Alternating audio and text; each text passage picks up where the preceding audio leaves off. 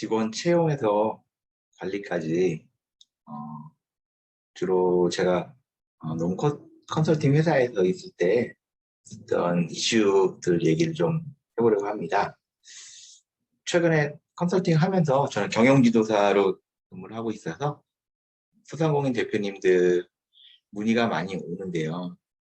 미용실이 가장 소상공인 대표님들 중에서는 가장 이슈가 많죠. 왜냐면 헤어 디자이너 분들은 이제 실질적으로는 근로자에 해당이 되게 일을 하면서 프리랜서로 업무 위탁 계약서 작성하는데 퇴직금 지급에 대한 의무가 있는지 이런 질문에 대해서 많이 받게 되기 때문에 사실은 근로자성이라고 해가지고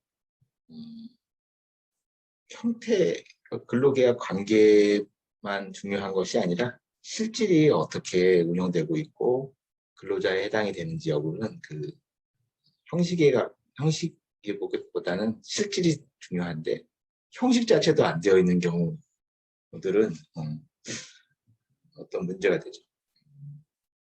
첫 번째로 미용실 같은 경우 헤어 디자이너들을 보게 되면은 청담동 같은데 연예인샵 같은 경우는 실제 프리랜서예요. 여러분들은 실제 자기 실적에 따라서 업무 위탁 계약에 의해서 수입을 가져가는 형태인데 나머지 이런 지역사회에서의 사실은 헤어 디자이너 분들은 업무 위탁 계약, 프리랜서 계약을 한다 하더라도 판례법리에 의해서 복무 규정이 있다든지 근로시간에 대한 지휘 감독이 있다든지 기본급이 있다든지 원천 징수를 한다든지 이런 근로자성에 해당되는 지표들에 해당이 되게 되면은 근로자로 보는 게 맞습니다. 근데 근로자로 보지 않으려면 정말로 그렇게 하려면은 굉장히 어떻게 보면은 원장님들 대표님들 사용자라고 하죠. 사용자 입장에서는 까다롭게 관리를 들어가게 되죠. 근로라는 표현 자체도 안 되고 업무 위탁 계약이니까. 그리고 채용 자체 단계에서부터 이제 퇴직금 관련된 진정사건 터지게 되면은 나 이렇게 채용할 때 근로시간이라고 해서 그 기본급이라고 해서 이런 표현들 자체를 다 캡처해서 진정사건을 나가게 되거든요. 그러니까 사실 우리 미용 원장님들 입장에서 실질적으로 프리랜서로 채용을 하게 되려면은 어떤 기준에 의해서 채용이 되어야 하는지에 대해서는 사실 이들 자체적으로 하기보다는 프리랜서로 계약을 하기 위해서는 형식, 근로계약, 업무위탁 계약을 비롯한 이런 형식뿐만 아니라 실질이 어느 정도 단계에 되어야지만 또 되는 거고. 미용실에서 또 주요 이슈가 되는 게 스태프분들이에요.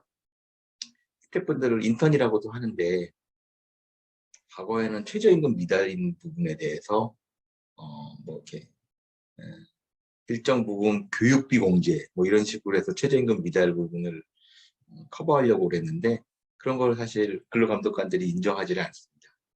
뿐만 아니라 법원 법리에도 그거는 제가 봤을 때는 제가 본 게 아니라 근로감독관들이 그렇게 판단하지도 않지만 실질적으로 그게 교육비 공제가 되려면은 사용자 원장님들이 지불했어야 될 외부 위탁 교육, 뭐 로레알이라든지 이런 제품 교육을 원장님이 사용자가 지불할 거를 근로자가 아니죠. 근로자가 지불할 거를 사용자가 대신 지불을 했다든지 이런 거는 인정이 되지만 이제 미용실 원장님들이 스태프들한테 가르쳐 준 거를 그만큼을 교육비로 공제를 하는 거는 근로감독관이 이렇게 표현하죠. 가르쳐 주지 않는 그런 직장인 세상에 어딨냐. 그렇죠. 교육비 공제 그 부분에 대해서 인정을 안 하는 분위기라고 보시면 됩니다. 그 미용샵이 가장 노무적인 요주의 업종이라고 보셨어요. 이제 뭐 그 다음으로는 요식업 식당 같은 경우는 대표님도 잘 표현하시는 게 이제 동포분들 채용을 할 때 예전에는 근로계약서도 안 쓰고 막 이런 일이 많았어요.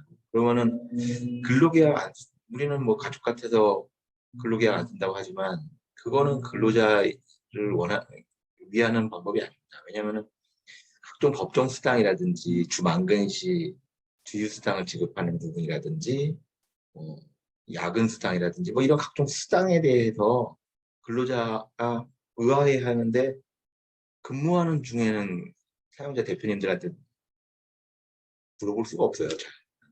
그냥 뭐 예예예 주는 대로 받겠습니다 이렇게 하지만 나중에 퇴직하고 귀국한다거나 할 때는 그 진정을 거는 경우도 있고 본인이 아니더라도 이렇게 입국할 때 이렇게 좀 도와주셨던 브로커분들이라든지 이런 분들이 일정 부분 30%, 20% 이렇게 받는 조건으로 이렇게 대신 진정을 도와준다는 그런 경우도 많이 봤기 때문에 사실 대표님을 위해서뿐만 아니라 근로자를 위해서라도 이런 거를 명확하게 하시는 게 좋다고 생각이 되고요. 그래서 노무적인 이슈들은 사실 미리미리 대표님들이 입증 책임이 있기 때문에 뭐 근로계약, 뭐 각종 과태료 이런 거, 임금대장 이런 것뿐만 아니라 부분 그런 필요성에 의해서 준비하시는 게 바람직하지 않나 생각을 하고 있습니다.